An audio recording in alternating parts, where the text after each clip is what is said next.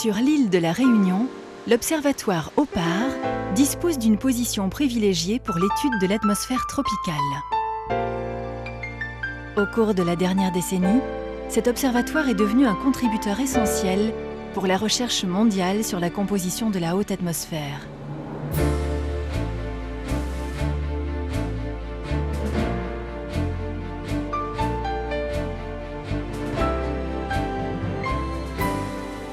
Dans cet observatoire, on étudie les paramètres atmosphériques, notamment les paramètres d'intérêt climatique.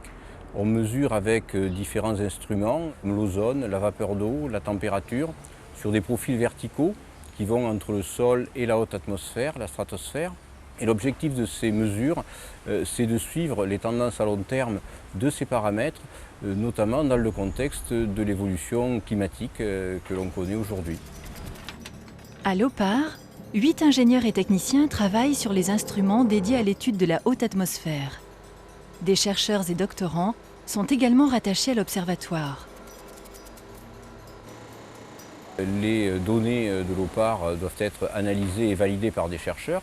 Et l'OPAR s'appuie également sur un laboratoire de recherche qui s'appelle le laboratoire de l'atmosphère et des cyclones, qui est à l'Université de La Réunion.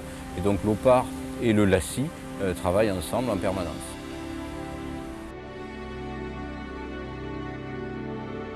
Le LIDAR est un instrument qui permet la mesure à distance et par voie optique de certains paramètres atmosphériques, tels que la température, la pression, les quantités d'aérosols, etc. Le principe de fonctionnement d'un LIDAR est le suivant.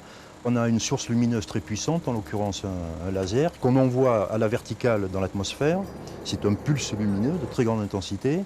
Et ce pulse lumineux interagit avec les composants de l'atmosphère. Et cette interaction a pour effet de renvoyer vers le sol, on dit nous rétrodiffuser vers le sol, de la lumière. Et c'est cette lumière qui est reçue par des télescopes, qui est analysée et qui permet de remonter à la nature des constituants de l'atmosphère. C'est un instrument qui présente beaucoup d'avantages. D'abord, c'est un instrument qui permet de faire des mesures en continu. D'autre part, c'est un instrument qui a une excellente résolution en altitude. On peut faire des mesures de température depuis presque le niveau du sol jusqu'à 80-90 km d'altitude. Et on a un point tous les 150 mètres.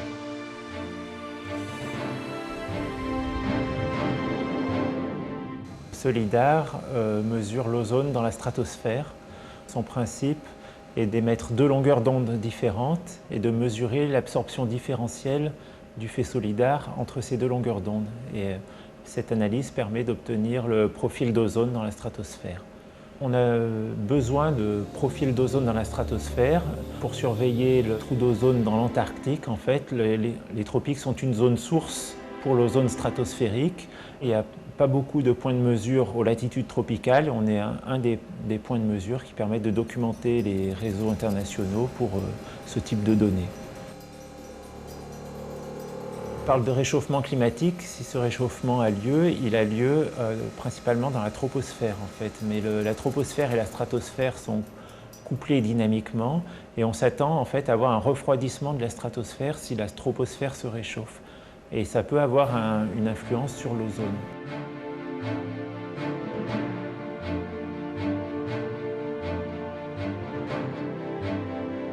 L'observatoire utilise également des ballons stratosphériques. Il s'agit de surveiller la teneur en ozone et de mesurer les profils d'humidité et de vent entre 0 et 35 km d'altitude. Ces ballons sont lancés chaque semaine depuis l'aéroport de Saint-Denis de La Réunion.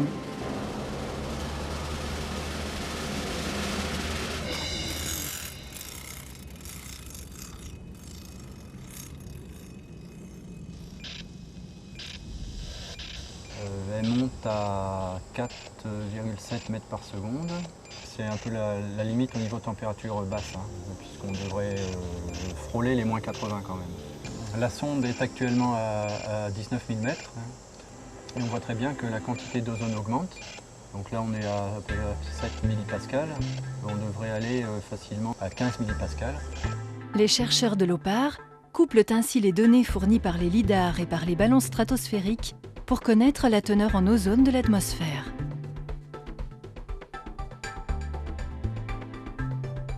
Un troisième LIDAR, a été récemment installé pour mesurer les profils de vent entre 5 et 50 km d'altitude. Un radiomètre micro-ondes mesure les profils de vapeur d'eau dans la stratosphère. Un photomètre solaire permet de déterminer l'épaisseur optique des aérosols atmosphériques. Enfin, le spectromètre SAOS suit depuis 1993 l'évolution de la quantité d'ozone dans la colonne atmosphérique.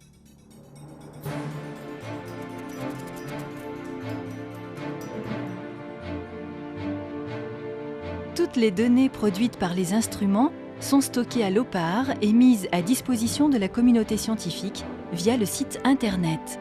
Elles sont aussi accessibles sur les bases de données des réseaux internationaux auxquels l'Observatoire est affilié.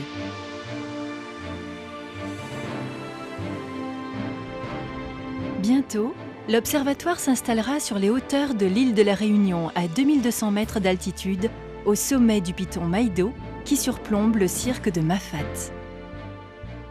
On va construire sur le piton Maïdo, dans 2 ans, en 2010, un observatoire atmosphérique. Pour plusieurs raisons. Lorsque on est à cette altitude, on est au-dessus de la couche limite atmosphérique qui est très chargée en vapeur d'eau puisque la Réunion est une île. Il y a une quantité importante de vapeur d'eau dans les basses couches. Ici, il y en a beaucoup moins. Et la vapeur d'eau perturbe les mesures faites par télédétection. L'autre raison est qu'au piton Maïdo, en général, les nuits sont claires. Donc il y a beaucoup plus de nuits claires ici qu'à Saint-Denis, ce qui permettra d'augmenter la fréquence des mesures par lidar. Et enfin, il y a une autre raison, c'est qu'à 2200 mètres d'altitude, on est à l'abri des sources locales de pollution. Et à cette altitude, on peut donc mesurer la composition chimique moyenne de l'atmosphère, et notamment tracer les polluants qui viennent du continent africain. Et donc on va installer ici des nouvelles mesures, notamment sur les aérosols, sur les gaz à effet de serre. Et ces mesures donc débuteront lorsque le bâtiment sera fonctionnel en 2010. Notre ambition, c'est que cet observatoire devienne le Mauna Loa de l'hémisphère sud. L'observatoire de Mauna Loa à Hawaï est très connu puisque c'est lui qui a révélé en premier le changement climatique.